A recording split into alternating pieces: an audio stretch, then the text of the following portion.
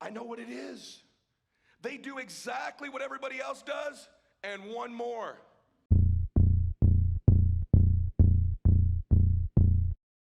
And the theory is this: you're much closer to your dreams and your visions than you think you are. And it's because you think it's so far away, or because you think you're disqualified or not ready for it, that you perpetually act in accordance with that, and you keep this dream, you keep these visions that far away because you believe it. And it's a lie. It's the adversary getting you to believe it's far away so you'll never get there. And the truth is, your dream, your life, the things you want, you're one decision away.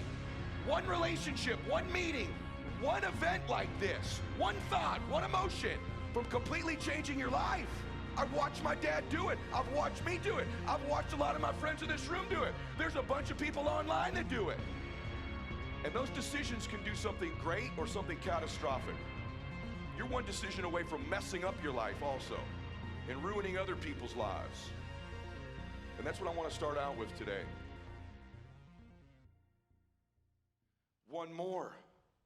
Just the difference between winning and losing in life and everything, and being a great mother and not, a great father and not, a great leader and not, wealthy and not, a big business and not, making a difference and not, is so small, it's almost too scary to talk about. And that small thing, all my life, I've been trying to figure out, what's the thing? What's the separator? And as I've coached the top athletes, entertainers, business people in the world, and as I've become one, I know what it is. They do exactly what everybody else does, and one more. When they make 10 contacts a day in their business, they make the 10, they make one more.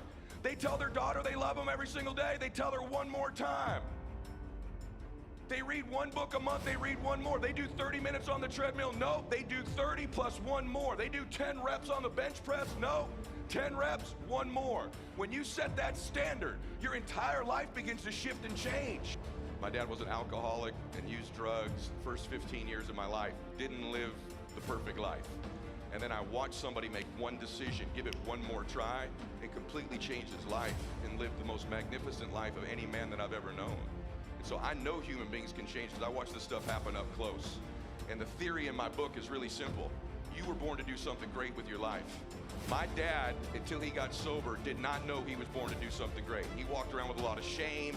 He felt invisible. He didn't think he was qualified to help people, just like thousands of people watching this and the millions who will ultimately watch the replay of it. They think they're disqualified because of a mistake they've made, or they've been average and ordinary all their life, or something they're ashamed of, or their weakness is something they're embarrassed by. They think I'm disqualified. That was my dad. And then my dad made one decision, and here's the truth. You were born to do something great with your life, right? You were. If you can survive the temporary, Napoleon Hill says, on the other side of temporary pain, if you survive it, you meet your other self. So many of us in our lives, even right now, we make permanent decisions based on temporary conditions.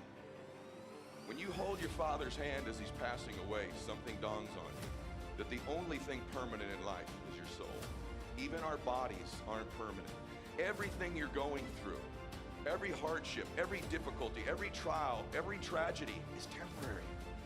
And if you can survive it, on the other side of that, you meet your other self. I'm up here today not because I'm extraordinary, but because I've survived so many temporary difficulties that I've met my other self. Then I met my other self. Then I met my other self. That's called growth.